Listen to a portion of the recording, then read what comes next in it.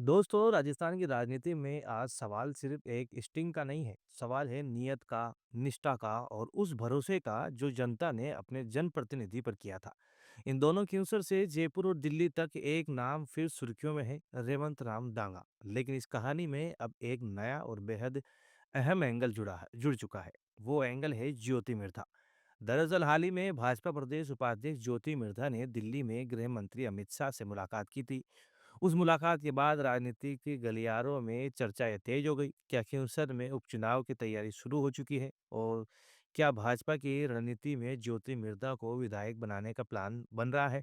क्योंकि रेवंत राम डांगा कमीशन खोरी के स्ट्रिंग में फंसे हैं, तो ये सवाल और ज्यादा गहराते जा रहा है। भाजपा सरकार अपने 2 साल के कार्यकाल में कराए गए कामकाज को जन जन तक पहुंचाने में बिजी है।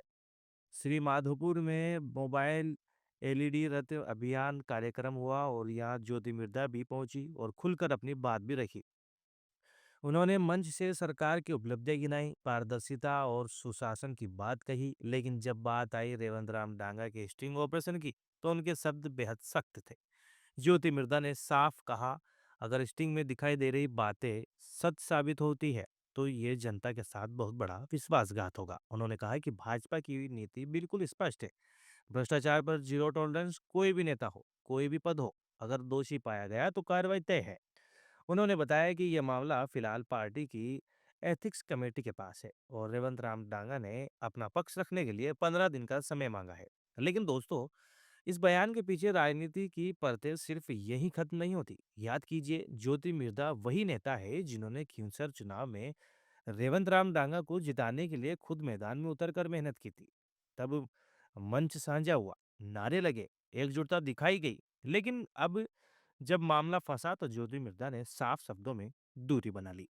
और ये दूरी सिर्फ राजनीतिक नहीं मानी जा रही, इसे भविष्य की रणनीति के तौर पर देखा जा रहा है, क्योंकि इसी बीच रेवंत राम डांगा के पुराने समर्थक रिचपाल मिर्धा भी उनसे किनारा कर चुके हैं। जो भी डांगा के समर्थन में नारे लगाते थे, आज वही लोग कह रहे हैं कमीशन खोरी का आरोप जनता के विश्वास पर चोट है। अब बात करते हैं इस कहानी के तीसरे अहम किरदार की, हनुमान बेनीवाल। ज्योति मिर्धा ने मंच से आरएलपी सुप्रीमो हनुमान बेनीवाल पर सीधा और तीखा हमला बोला। उन्होंने कहा, हनुमान बेनीवाल राजनीति के सीरियस प्लेयर नहीं है। वे मौके के हिसाब से कभी भाजपा कभी कांग्रेस का दामन थामते हैं और काम निकलते ही पीछे हट जाते हैं। उन्होंने यहाँ तक कह दिया है कि बेनीवाल की राजनीति अब सिर्फ वोट काटने तक सीमित रह गई है। लेकिन सवाल फिर वही है, अगर डांगा की विदायगी जाती है, अगर खींवसर में उपचुनाव होता है, तो भाजपा का चेहरा कौन होगा? राजनीतिक संकेत साफ है, ज्योति मिर्धा का नाम अब सिर्फ मंचों तक सीमित नहीं रहा। दिल्ली से लेकर जयपुर तक उनकी भूमिका पर गंभीर मंथन चल रहा है। दोस्तों, राजस्थान की राजनीति में आज जो दिख रहा है, वो सिर्फ एक स्टिंग का असर नहीं है, ये उस सत्ता संतुलन की कहानी है जो कभी भी बदल सकता है। और अब फैसला एथिक्स कमेटी के हाथ में है, लेकिन राजनीति में फैसले अक्सर रिपोर्ट से पहले तय हो जाते हैं। आप क्या मानते हैं? क्या कैंसर में उपचुनाव तय है? क्या ज्योति मिर्धा भाजपा की अगली बड़ी चाल है? कमेंट में अपनी राय ज़रूर लिखिए और ऐसी ही साथ संतुलित और विश्लेषणात्मक खबरों के लिए जुड़े रहिए रॉयल पत्रिका के साथ। धन्यवाद।